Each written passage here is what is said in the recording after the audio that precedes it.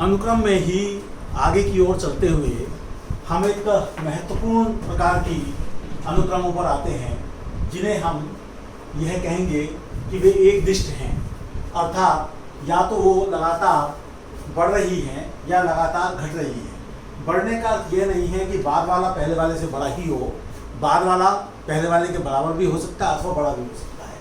तो जैसे हम एक सीक्वेंस देखते हैं n/n+1, तो इसे अगर हम देखें तो ये हमारे पास क्या आता है, ये हमारे पास आता है 1/2, 2/3, 3/4, 4/5।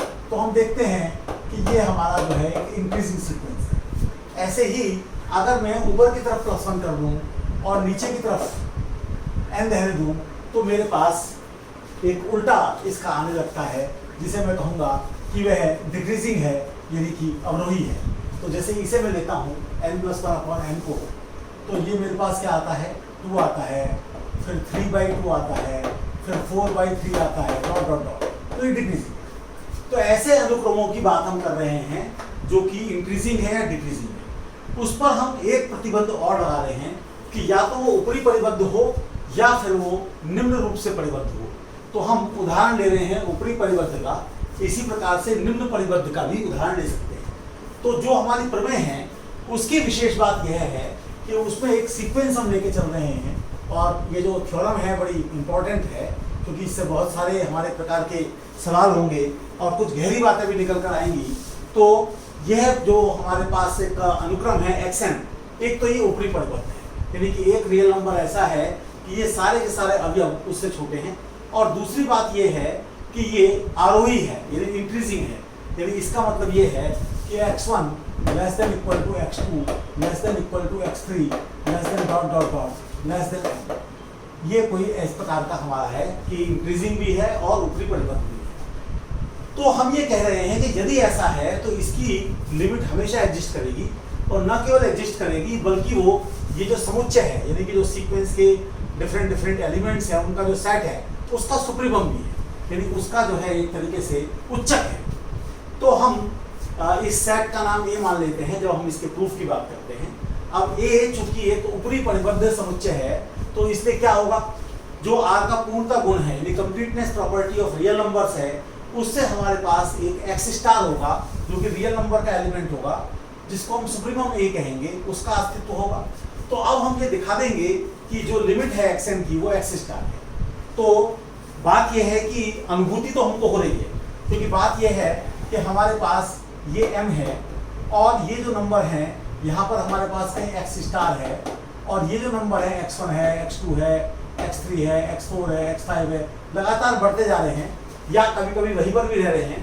तो ये इसको पार कर नहीं पाएंगे, तो किसी ना किसी नंबर के नज़दीक पहुँचते चले जाएंगे जितना चाहे उतना, लेकिन गणित में हमको ठीक तरीके से दिखाना होता है। तो एप्सिलॉन ग्रेटर देन 0 हमने ले लिया, कोई भी हो सकता है ये, बस पॉजिटिव हो। तो हम ये दिखा देंगे कि mod xn - x star is less than epsilon किसी k के लिए for all n greater than और इक्वल टू k। तो इसके लिए थोड़ा हमें काम करना पड़ेगा।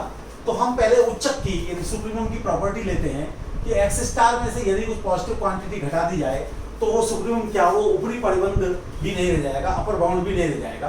तो जो ये सेट ए है इसका कोई ना कोई एलिमेंट हमको ऐसा मिल जाएगा ताकि जो है x स्टार - एप्सिलॉन वो लेस देन xk हो जाए। अब चूंकि आपकी सीक्वेंस xn इंक्रीजिंग है तो इसका मतलब xk के बाद के जो एलिमेंट्स हैं वो सारे के सारे जो है xk के बराबर या उससे बड़े होंगे। अब इन सब बातों को इकट्ठा करते हुए चूंकि मुझे ये दिखाना है तो मुझे ये दिखाना पड़ेगा कि मेरे पास इस प्रकार की बात हो रही है कि x स्टार - एप्सिलॉन और x स्टार + एप्सिलॉन के बीच में कहीं पर मेरे पास x स्टार आ रहा है। तो ये दिखाने के लिए मैं x स्टार - एप्सिलॉन से शुरू करता हूँ। नेचुरली मैं इसे प्रूव कर चुका हूँ कि x स्टार - एप्सिलॉन xk से कम है, इंक्रीजिंग है, इससे less than equal to xn है। और चूंकि x स्टार सुप्रीमम था a का, तो ये सारे n जो है xn जो है वो इससे कम होंगे और ये स्ट्रिक्टली इससे कम होगा। तो कुल मिलाकर जो आप बात पर पहुंचे वो इस बात पर पहुंचे कि xn का x स्टार से जो डिस्टेंस है वो एप्सिलॉन से हमेशा कम रहेगा। तो जब आप ये बात कह देते हैं तो इसका मतलब ये होता है कि आप ये कह रहे हैं कि आपके पास में xn - x star is less than epsilon for all n greater than और इक्वल टू k। तो इसका मतलब लिमिट जो है xn की वो एग्जिस्ट भी करेगी और एक्स स्टार के बराबर भी। अगली बार हम एक बड़ी महत्वपूर्ण अनुक्रम लेंगे 1 + 1/n raise to the power n। n यहाँ पर एक प्राकृतिक संख्या है, नेचुरल नंबर है, और इसे अभिसारी दिखाएंगे। केवल मात्र यह प्रमेय ऐसी है जो इस काम को कर सकती है, क्योंकि एक तो हम ये दिखाएंगे कि ये बाउंडेड अबव है, थोड़ा सा मुश्किल होगा, और दूसरा हम ये दिखाएंगे ये इंक्रीजिंग है, वो भी थोड़ा मुश्किल होगा। और ये दोनों दिखाने के बाद हम ये गारंटी देंगे कि अभिसारी है। हालांकि इसका जो सुप्रीमम है सीक्वेंस का, वो कोई वेल नोन नंबर नहीं होगा, तो उसका नाम हम आयलर के नाम पर, जिन्होंने ये सब काम किए थे, स्मॉल ई से हम डिनोट करेंगे। पाई के बाद सबसे महत्वपूर्ण जो एक स्थिरांक है, कांस्टेंट है मैथमेटिक्स में, वो ई ही होता है। तो उसके बारे में अगली बार हम चर्चा करेंगे।